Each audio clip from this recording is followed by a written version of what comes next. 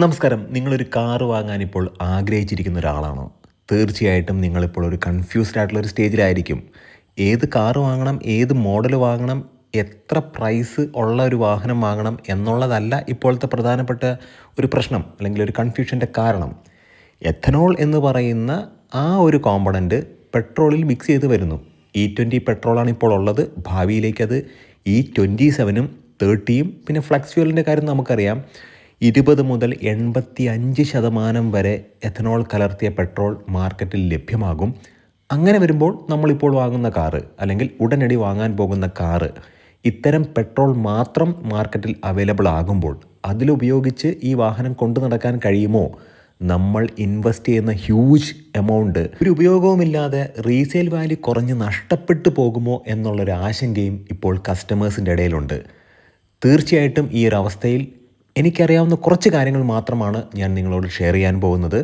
ഈ ഒരു കോണ്ടൻറ്റ് ഉപകാരപ്രദമായെങ്കിൽ നമ്മുടെ ചാനലിനെ സപ്പോർട്ട് ചെയ്യണം, സബ്സ്ക്രൈബ് ചെയ്യണം, മാക്സിമം ലൈക്ക് ചെയ്യണം, ഷെയർ ചെയ്യണം, കമൻറ്റ് ചെയ്യണം. ഇപ്പോൾ നമുക്കറിയാം diesel, CNG, petrol, electric, hybrid ഇങ്ങനെയുള്ള 5 കാറ്റഗറിയിലുള്ള വാഹനങ്ങളാണ് അല്ലെങ്കിൽ 5 ടൈപ്പ് ഫ്യൂവൽ ഉപയോഗിച്ച് റൺ ചെയ്യുന്ന കാറുകളാണ് നമുക്ക് അവൈലബിൾ ആയിട്ടുള്ളത്. അപ്പം അങ്ങനെ നോക്കുമ്പോഴത്തേക്കും CNG കാറുകളിലേക്ക് നമുക്ക് നോക്കാം. ഇപ്പോൾ CNG ഇപ്പം കൂടുതൽ ടാക്സി പർപ്പസിനൊക്കെ ആളുകൾ ഉപയോഗിക്കുന്നുണ്ട്. പക്ഷേ മനസ്സിലാക്കേണ്ട ഒരു കാര്യം, ഒരു 1.5 വർഷം 2 വർഷം മുമ്പൊക്കെ CNG ഉപയോഗിച്ച് ലാഭം കൊയ്യാം എന്ന ആഗ്രഹത്തിൽ ആളുകൾ വാഹനം വാങ്ങിയിരുന്നു. പക്ഷേ ഇപ്പോൾ CNGയുടെ വിലയെന്ന് പറയുന്നത് ഏകദേശം പെട്രോളുമായിട്ട് അടുത്ത് നിൽക്കുന്നു എന്നുള്ളതാണ്. അങ്ങനെ നോക്കുമ്പോഴത്തേക്കും പെട്രോളിന് ഇപ്പോൾ ഒരു 113 രൂപയാണെന്നങ്ങ് കരുതുക. 113 പോയിൻറ്റ് സംതിങ് ആണ്. CNGക്ക് ഓൾമോസ്റ്റ് 100 ആയി കഴിഞ്ഞു.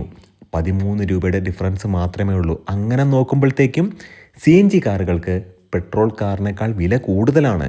അതുപോലെ തന്നെ പവർ കുറവുമാണ്. നമ്മളെ ഏറ്റവും കൂടുതൽ അട്രാക്റ്റ് ചെയ്യുന്നത് ഈ വാഹനത്തിൻ്റെ മൈലേജ് എന്ന് പറയുന്ന ഒരു ഘടകം തന്നെയാണ്. കാരണം പവർ കുറഞ്ഞൊരു വാഹനം ഇങ്ങനെ നിരങ്ങി പോകുന്നു എന്നൊരവസ്ഥ CNG കാറുകൾ ഉപയോഗിക്കുമ്പോൾ നമുക്കത് ഫീൽ ചെയ്യുന്നുണ്ട്. സാധാരണഗതിയിൽ ഒരു നോർമൽ ഓട്ടത്തിലൊന്നും അത്രമേൽ ഫീൽ ചെയ്യില്ല. പക്ഷേ മനസ്സിലാക്കേണ്ട മറ്റൊരു കാര്യം, CNG വാഹനത്തിലുള്ള ആ ഒരു CNG ചേംബർ അല്ലെങ്കിൽ CNG ടാങ്ക് ഒരു 3 വർഷമൊക്കെ കഴിയുമ്പോഴത്തേക്കും ടെസ്റ്റ് ചെയ്ത് അത് എഫിഷ്യൻ്റ് ആണോ എന്ന് നമ്മൾ ഉറപ്പുവരുത്തേണ്ടതായിട്ടുണ്ട്. അതിനെല്ലാം പണം തീർച്ചയായിട്ടും വേണം. അപ്പോൾ ടാക്സി പർപ്പസിനൊക്കെ വേണ്ടിയിട്ട് CNG കാറുകൾ ആളുകൾ ഉപയോഗിക്കുന്നുണ്ട്. അപ്പോൾ എൻ്റെ ഒരു പേഴ്സണൽ അഭിപ്രായ പ്രകാരം നിങ്ങളിപ്പോൾ ഒരു CNG കാർ വാങ്ങുകയാണെന്നുണ്ടെങ്കിൽ തീർച്ചയായിട്ടും അല്ലെങ്കിൽ അത്തരത്തിലൊരു വാഹനം വാങ്ങാൻ പ്ലാൻ ചെയ്യുന്നു എന്നുണ്ടെങ്കിൽ പേഴ്സണൽ ആവശ്യത്തിന് തീർച്ചയായിട്ടും ഒന്നുകൂടി ഒന്ന് ആലോചിക്കുക. കാരണം ലാഭം എന്ന് പറയുന്ന അല്ലെങ്കിൽ 35 കിലോമീറ്റർ, 30 കിലോമീറ്റർ, 28 കിലോമീറ്റർ എന്നൊക്കെ പറയുന്ന ആ ഒരു പ്രധാനപ്പെട്ട ഹൈലൈറ്റ് മാത്രമാണ് നിങ്ങളുടെ മനസ്സിലുള്ളൂ. 10 ലക്ഷം രൂപയ്ക്ക് കിട്ടുന്ന ഒരു കാറ് അല്ലെങ്കിൽ 7 ലക്ഷം രൂപയ്ക്ക് കിട്ടുന്ന ഒരു പെട്രോൾ കാറ്, അതിൻ്റെ സെയിം വേരിയൻറ്റ് CNGയിലേക്ക് പോകുമ്പോഴത്തേക്കും ഒരു 1.5 ലക്ഷം രൂപ ഡിഫറൻസ് ഉണ്ട്. ആ 1.5 ലക്ഷം രൂപ മതിയല്ലോ അത്യാവശ്യം പവറുള്ള പെട്രോൾ വാഹനങ്ങൾ കൊണ്ട് നടക്കാനായിട്ട്. അങ്ങനെ വരുമ്പോഴത്തേക്കും പെട്രോളിലേക്കൊന്ന് ഫോക്കസ് ചെയ്യാം. ഇപ്പോൾ പെട്രോൾ വാഹനം വാങ്ങുന്ന ആളുകൾ, പെട്രോൾ ഒരു സമാധാനത്തിൻ്റെ വാഹനം അല്ലെങ്കിൽ പെട്രോൾ വാഹനങ്ങൾ കുറച്ച് സമാധാനം നൽകും എന്ന് ഞാൻ പേഴ്സണലി വിശ്വസിക്കുന്നുണ്ട്. കാരണം വലിയ കാര്യമായിട്ടുള്ള കംപ്ലയിൻസോ കാര്യങ്ങളോ ഇല്ല. അത്യാവശ്യം നല്ല പവറൊക്കെ ഉള്ള വാഹനമാണ്. ടോർക്ക് കുറച്ച് കുറവായിരിക്കും ഡീസലിനെ കമ്പയർ ചെയ്യുമ്പോഴത്തേക്കും. എന്നാലും വലിയ പ്രശ്നങ്ങളൊന്നുമില്ല. ആഴ്ചയിൽ 2 തവണയൊക്കെ എടുത്ത് ഉപയോഗിക്കുക, അങ്ങനെ ഒരു പർപ്പസിലൊക്കെ വാങ്ങിച്ചാൽ പോലും പോർച്ചിൽ കിടന്നാൽ അല്ലെങ്കിൽ വാഹനം വീട്ടിൽ കിടന്നാൽ വലിയ കംപ്ലയിൻസ് ഒന്നും ഉണ്ടാകാൻ സാധ്യതയില്ലാത്ത വാഹനങ്ങളായിരുന്നു പെട്രോൾ വാഹനങ്ങൾ. പക്ഷേ കൂടുതൽ സെൻസർ ബേസ്ഡ് ആയിട്ടുള്ള വാഹനങ്ങൾ വന്നു. അതിന് മുകളിൽ E20 ഇതൊരു പ്രശ്നക്കാരനാണ്, തീർച്ചയാണ്. കാരണം E20 എന്ന് പറയുന്നത് നമ്മൾ പല വീഡിയോസിലും പറഞ്ഞതാണ്. എന്നാലും ആവർത്തന വിരസത ഉണ്ടാക്കാതിരിക്കാൻ വേണ്ടിയിട്ട് മാക്സിമം ഞാൻ ശ്രമിക്കാം. ഒരു കാര്യം പറയട്ടെ, E20 എന്ന് പറയുന്നത് 20% എഥനോൾ അടങ്ങിയ ഒരു പ്രോഡക്റ്റാണ്. അതായത് പെട്രോളിൽ 20% എഥനോൾ. എഥനോളിനൊരു സ്വഭാവമുണ്ട്, ഹൈഗ്രോസ്കോപ്പിക്കാണ്. അന്തരീക്ഷത്തിലെ ഈർപ്പത്തിനെ അത് വലിച്ചെടുക്കുന്നു. അങ്ങനെ വരുമ്പോഴത്തേക്കും ജലാംശം വരുന്നു. ഈ ജലാംശം എന്ത് സംഭവിക്കും? കൊറോഷൻ എന്ന് പറയുന്ന പ്രോസസ്സിന് കാരണമാകുന്നു. കൊറോഷൻ എന്ന് പറയുന്ന പ്രോസസ്സിൻ്റെ റിസൾട്ട് എന്ന് പറയുന്നത് റസ്റ്റ് ആയിരിക്കും. തീർച്ചയായിട്ടും E20 കോമ്പാക്റ്റബിൾ അല്ലാത്ത എഞ്ചിനുകളുള്ള വാഹനത്തിന് തീർച്ചയായിട്ടും കംപ്ലയിൻസുകൾ ഉണ്ടാകാൻ സാധ്യതയുണ്ട്. റീസെൻ്റ്ലി നീതി ആയോഗിൻ്റെ ഒരു റിപ്പോർട്ട് വന്നിട്ടുണ്ടായിരുന്നു. മെറ്റൽ ഭാഗത്തിന് കാര്യമായിട്ടുള്ള പ്രശ്നങ്ങളൊന്നും ഇത്തരം E20 പെട്രോൾ ഉപയോഗിക്കുന്നതുകൊണ്ട് ഉണ്ടാകുന്നില്ല. പക്ഷേ ഈ പറയുന്ന ഓറിങ്സ്, പിന്നെ അത് മാത്രമല്ല ഹോസസ്, പൈപ്പുകൾ, റബ്ബർ പാർട്സുകൾ, പ്ലാസ്റ്റിക് കോമ്പണൻസിൻ്റെ അല്ലെങ്കിൽ പ്ലാസ്റ്റിക്കിൻ്റെ അംശങ്ങളൊക്കെ ഉണ്ടാവുമല്ലോ ചില ഭാഗങ്ങളിൽ, അതിനെല്ലാം കംപ്ലയിൻസ് ഉണ്ടാവാനുള്ള സാധ്യതയുണ്ട്. അത് മാത്രമല്ല ഒരു ചെറിയ ഇൻസെക്റ്റ്, ആ ഇൻസെക്റ്റ് ഈ പെട്രോളിനകത്തെ നോളിൽ അട്രാക്റ്റഡ് ആയിട്ട് ഹോസൊക്കെ തുറന്ന് ഹോളുകൾ ഉണ്ടാക്കുന്നു എന്നുള്ള കംപ്ലയിൻസും ഒരുപാട് വരുന്നുണ്ട്. അതെല്ലാം നമുക്കൊരു തലവേദനയാണ്. കാരണം നമ്മൾ വാഹനം എടുക്കാൻ നേരത്തായിരിക്കും പെട്രോൾ ഇങ്ങനെ ലീക്ക് ചെയ്യുന്നത്. ഇതെല്ലാം മാറുക എന്ന് പറയുന്നത്, അല്ലെങ്കിൽ ഈ കംപ്ലയിൻസ് വരുമ്പോഴത്തേക്കും ഇതെല്ലാം നമ്മൾ ഈ സർവീസ് സെൻറ്ററിൽ ചെന്നിട്ട് അത് മാറിയെടുക്കുക എന്ന് പറയുന്നത് വലിയ പ്രശ്നം തന്നെയാണ്. കാരണം ഇതൊന്നും ചിന്തിച്ചിട്ടായിരിക്കില്ല നമ്മൾ വാഹനം വാങ്ങുന്നത്. ചിലപ്പോൾ നമ്മൾ ബമ്പർ ടു ബമ്പർ ഇൻഷുറൻസ് മാത്രമായിരിക്കും നമ്മുടെ വാഹനത്തിനുണ്ടാവുക. അപ്പോൾ നമ്മളെപ്പോഴും നിൽ ഡിപ്രിസിയേഷൻ അല്ലെങ്കിൽ സീറോ ഡിപ്രിസിയേഷൻ പോളിസി എടുക്കണം. ഇതൊന്നും ഒരു മാനുഫാക്ചറിങ് ഡിഫക്റ്റ് അങ്ങനെ അല്ലാത്തത് കൊണ്ട് കമ്പനി അവരുടെ വാറണ്ടിയിലൊന്നും മാറ്റിത്തരുമോ എന്നുള്ളൊരു കാര്യം വലിയ ക്വസ്റ്റ്യൻ മാർക്കാണ്. കാരണം വാഹനം എടുക്കുമ്പോൾ തീർച്ചയായിട്ടും നിങ്ങൾക്ക് എല്ലാവിധ സപ്പോർട്ടും തരും എന്നൊക്കെ പറഞ്ഞാലും സപ്പോർട്ട് തരത്തില്ല എന്നുള്ള രീതിക്ക് മാത്രം നമ്മൾ വിശ്വസിച്ചാൽ മതി. ഇനി വല്ല സപ്പോർട്ടും കിട്ടുവാണെന്നുണ്ടെങ്കിൽ വളരെ സന്തോഷം. അപ്പോൾ നമ്മൾ മനസ്സിലാക്കേണ്ട കാര്യം, നമുക്ക് കിട്ടുന്ന സപ്പോർട്ട് എന്ന് പറയുന്നത് ഈ പറയുന്ന ഇൻഷുറൻസിൽ നിന്നായിരിക്കും. അപ്പോൾ സീറോ ഡിപ്രിസിയേഷൻ അല്ലെങ്കിൽ നിൽ ഡിപ്രിസിയേഷൻ തീർച്ചയായിട്ടും നിങ്ങൾ എടുക്കാൻ ശ്രമിക്കുക. അങ്ങനെ വരുമ്പോഴത്തേക്കും ഇങ്ങനെയുള്ള പ്രശ്നങ്ങൾ ഉണ്ടായാൽ സപ്പോർട്ട് കിട്ടുമോ അല്ലെങ്കിൽ ഇൻഷുറൻസിൽ അത് മാറിത്തരുമോ എന്ന് ആദ്യമേ തന്നെ ഒന്ന് ചോദിക്കുക. അപ്പം E20 വരുമ്പോഴത്തേക്കും തീർച്ചയായിട്ടും ഇനി ഭാവിയിൽ E27 ഒക്കെ വരുന്നുണ്ടായിരിക്കും. അങ്ങനെ നമ്മൾ ചിന്തിച്ചാൽ നമ്മൾ ഇപ്പോഴെങ്ങും ഒരു വാഹനം എടുക്കില്ല. അപ്പോൾ E20 പെട്രോൾ തീർച്ചയായിട്ടും ഇന്ത്യൻ മാർക്കറ്റിൽ അതിന് സെപ്പറേറ്റ് ഡിസ്പെൻസർ എല്ലാ പെട്രോൾ പമ്പിലും ഉണ്ടാകും എന്നാണ് എൻ്റെ ഒരു പേഴ്സണൽ വിശ്വാസം. ഇപ്പോൾ നമുക്ക് അവൈലബിൾ ആയിട്ടുള്ള 5% അല്ലെങ്കിൽ 5 to 10% എഥനോൾ കലർത്തിയിട്ടുള്ള നോർമൽ പെട്രോൾ എന്ന് നമ്മൾ വിളിക്കുന്ന ആ ഒരു പെട്രോൾ ഉണ്ടല്ലോ, അതിൻ്റെ കാര്യമാണ്. അത് പതുക്കെ നിർത്തുമോ എന്നുള്ളൊരു കാര്യം വലിയ ക്വസ്റ്റ്യൻ മാർക്കാണ്. പക്ഷേ സാധാരണഗതിയിൽ ഇപ്പോൾ നമുക്ക് നോർമലി നമ്മുടെ കയ്യിലിരിക്കുന്ന ഒത്തിരി പഴക്കമുള്ള വാഹനങ്ങൾ എന്ന് പറഞ്ഞാൽ പോലും നന്നായിട്ട് മെയിൻറ്റെയിൻ ചെയ്താൽ നല്ല മികച്ച രീതിക്ക് നിൽക്കുന്ന വാഹനങ്ങളുണ്ട്. അത്തരം വാഹനങ്ങളൊക്കെ ഉപയോഗിക്കുന്ന ആളുകൾക്ക് നിർബന്ധമായിട്ടും 100% പെട്രോൾ ലഭിക്കില്ല എന്നുള്ളത് യാഥാർത്ഥ്യമാണ്. പോകെ അത്തരം വാഹനങ്ങൾ, അധികം ഉപയോഗിക്കാതെ കിടക്കുന്ന വാഹനങ്ങളിൽ ഇത്തരം 10% അല്ലെങ്കിൽ നോർമൽ പെട്രോൾ എന്ന് പറഞ്ഞ് കിട്ടുന്ന പെട്രോൾ 10%, അതിനകത്ത് 10% എഥനോളാണ്. അത് ഒഴിച്ച് നമ്മളിങ്ങനെ വീട്ടിൽ കൊണ്ടിട്ടിട്ടുണ്ടെങ്കിൽ വീക്കിലി 2 തവണയൊക്കെ നമ്മൾ എടുത്ത് ഉപയോഗിക്കുക. ആ രീതിക്കാണെന്നുണ്ടെങ്കിൽ കംപ്ലയിൻസുകൾ ഉണ്ടാകാനുള്ള സാധ്യത തീർച്ചയായിട്ടും ഉണ്ടായിരിക്കും. കാരണം അവിടെയും ഈ 2 ലെയർ ഉണ്ടാകും. അതായത് പെട്രോളിനകത്ത് മിക്സ് ചെയ്ത എഥനോൾ എന്ന് പറയുന്ന ആ ഒരു കോമ്പണൻറ്റും പറയുന്ന പെട്രോളും, അത് 2 ലെയറായിട്ട് തീർച്ചയായിട്ടും ഉണ്ടായിരിക്കും. കാരണം എഥനോളിനകത്ത് മിക്സായിട്ട് ഈ വെള്ളം തീർച്ചയായിട്ടും കിടക്കും എന്നുള്ളതാണ്. അപ്പോൾ അത് നമ്മളൊന്ന് മനസ്സിലാക്കേണ്ട കാര്യമാണ്. കാരണം നമുക്ക് വേറെ ചോയ്സ് ഇല്ല എന്നുള്ളതാണ് യഥാർത്ഥത്തിൽ പ്രധാനപ്പെട്ടൊരു കാര്യം. ഇനി കഫേ 3 ഒക്കെ വരാൻ പോകുന്നുണ്ട്. അത്തരം കാര്യങ്ങളെക്കുറിച്ച് നമുക്ക് പിന്നീട് ഡിസ്കസ് ചെയ്യാം. കാരണം അതൊരു വലിയൊരു സംഭവമാണ്. കാരണം പൊല്യൂഷൻ നോംസിനെ മാക്സിമം കുറയ്ക്കുക എന്നുള്ള രീതിക്കാണ്. പിന്നെ അത്യാവശ്യം കൊള്ളാവുന്ന വാഹനങ്ങൾ എന്ന് പറഞ്ഞാൽ പേഴ്സണലി എൻ്റെ ഒരു അഭിപ്രായം എന്ന് പറയുന്നത് ഡീസൽ വാഹനങ്ങൾ തന്നെയാണ്. അപ്പോൾ അങ്ങനെ നോക്കുമ്പോഴത്തേക്കും ഈ ഡീസൽ വാഹനങ്ങൾ തീർച്ചയായിട്ടും നിലനിൽക്കുമോ എന്നുള്ളൊരു കാര്യം വലിയൊരു ക്വസ്റ്റ്യൻ മാർക്കാണ്. പക്ഷേ ഡീസലിൽ ഐസോബ്യൂട്ടനോൾ കലർത്തും എന്നാണ് ഇപ്പോൾ അറിയാൻ കഴിഞ്ഞിട്ടുള്ളത്. ഇത്തരത്തിലുള്ള വാർത്തകളൊക്കെ വരുന്നുണ്ട്. നല്ല ടോർക്കി ആയിട്ടുള്ള വാഹനങ്ങളാണ് ഡീസൽ വാഹനങ്ങൾ. വലിയ പ്രശ്നമില്ലാത്ത രീതിയിൽ പൊക്കൊണ്ടിരിക്കുന്ന ഒരു ഫ്യൂവൽ ഉപയോഗിച്ച് പോകുന്ന വാഹനം എന്ന് പറയുന്നത് ഡീസൽ വാഹനങ്ങൾ തന്നെയാണ്.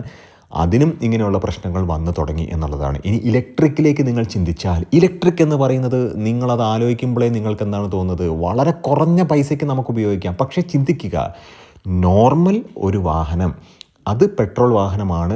അതിൻ്റെ ഇലക്ട്രിക് വാഹനം നിങ്ങൾ വാങ്ങിക്കാൻ പോവുകയാണെന്നുണ്ടെങ്കിൽ അപ്പോൾ തന്നെ ഒരു 30% തുക അധികമാണ് കൊടുക്കുന്നത്. 30% അധികം കൊടുത്തിട്ട് പിന്നെ കറണ്ട് ചാർജ് വളരെ കുറച്ച് കൊടുത്തിട്ട് നിങ്ങൾ ഈ വാഹനം കൊണ്ട് നടക്കുമ്പോൾ ലാഭമാണോ നഷ്ടമാണോ നിങ്ങൾ ആലോചിക്കുക. അത് മാത്രമല്ല, കുറച്ച് കഴിയുമ്പോൾ നമ്മൾ ചിന്തിക്കും, ഓക്കെ ഒരു സോളാർ വെച്ചേക്കാം, അപ്പോൾ ഒരു 5 ലക്ഷം രൂപ അങ്ങനെയും പോകും. മൊത്തത്തിലൊരു കോസ്റ്റ് നോക്കുമ്പോഴത്തേക്കും ഈ പെട്രോൾ കാറിൻ്റെയൊക്കെ ഒരുപാട് മടങ്ങ് അല്ലെങ്കിൽ ഒരു 40% കൂടുതൽ പൈസ നിങ്ങൾ തീർച്ചയായിട്ടും ഇൻവെസ്റ്റ് ചെയ്യേണ്ടി വരും. അത് മാത്രമല്ല, ഈ പറയുന്ന ഇലക്ട്രിക് കാറുകളുടെ ടേംസ് ആൻഡ് കണ്ടീഷൻസ് ഒക്കെ കൃത്യമായിട്ട് നോക്കുക. ഇപ്പം ഫസ്റ്റ് ഓണറിന് മാത്രമാണ് ടൈം ബാറ്ററി വാറണ്ടി കിട്ടുകയുള്ളൂ. അല്ലാതെ നമ്മൾ ഈ ഒരു വാഹനം ഇനി വിൽക്കുകയാണ് എന്ന് വിചാരിക്കുക. ചില മാനുഫാക്ചേഴ്സ് ഈ ഫസ്റ്റ് ഓണർ എന്ന് പറയുന്ന വ്യക്തി, അവർക്ക് ലൈഫ് ടൈം ബാറ്ററി വാറണ്ടി ലഭിക്കും.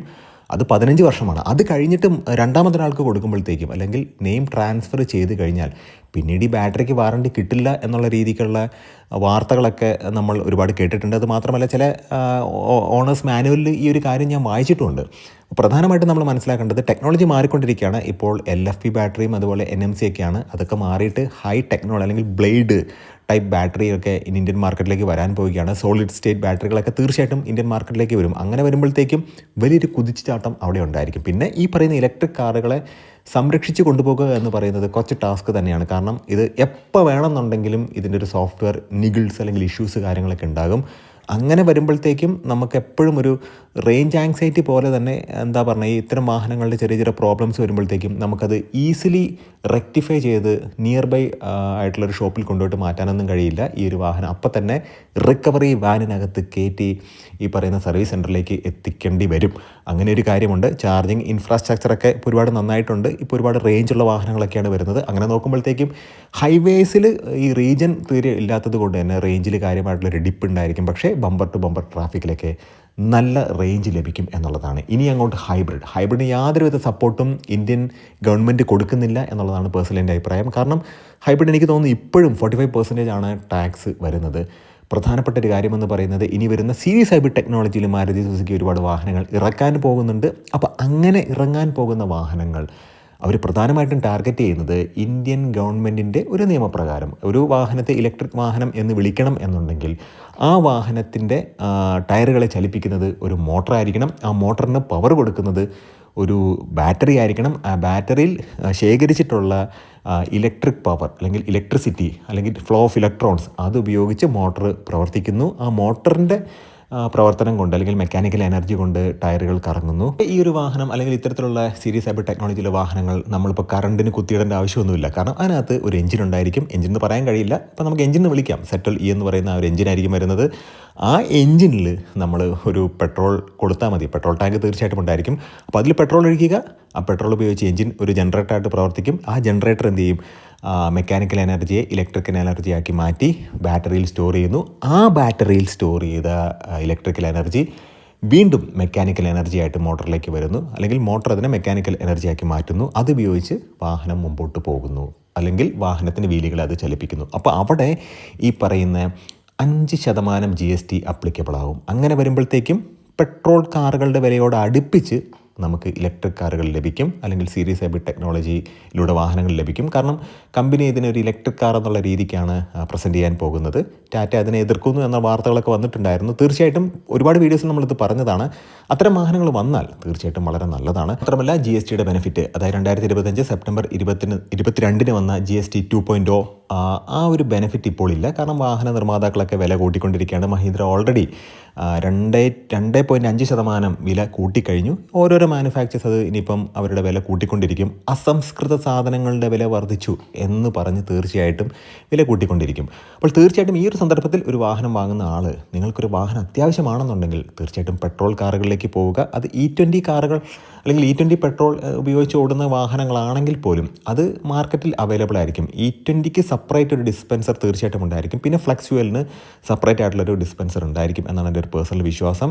ഒരു അട്ടർ ഖയോസ് ആയിട്ട് അല്ലെങ്കിൽ അങ്ങനെ ഒരു കണ്ടീഷനിൽ ഇരിക്കുന്ന കസ്റ്റമേഴ്സ് അല്ലെങ്കിൽ ബയേഴ്സ് ഒരുപാട് പേരുണ്ടായിരിക്കും. തീർച്ചയായിട്ടും വളരെ ജുഡീഷ്യസ് ആയിട്ട് തീരുമാനമെടുക്കേണ്ട ഒരു സമയമാണിത്. കാരണം ഇപ്പോൾ ഒരു വാഹനം വാങ്ങണം എന്നുണ്ടെങ്കിൽ, അത്യാവശ്യം നല്ല വാഹനം വാങ്ങണം എന്നുണ്ടെങ്കിൽ ഒരു 12 ലക്ഷം രൂപയെങ്കിലും നിങ്ങൾ മുടക്കേണ്ടി വരും. നല്ല നല്ല കോണ്ടന്റുകളായിട്ട് നമുക്ക് വീണ്ടും കാണാം. നിങ്ങളുടെ സ്നേഹത്തിനും സപ്പോർട്ടിനും ഒരിക്കൽ കൂടെ നന്ദി. നമസ്കാരം.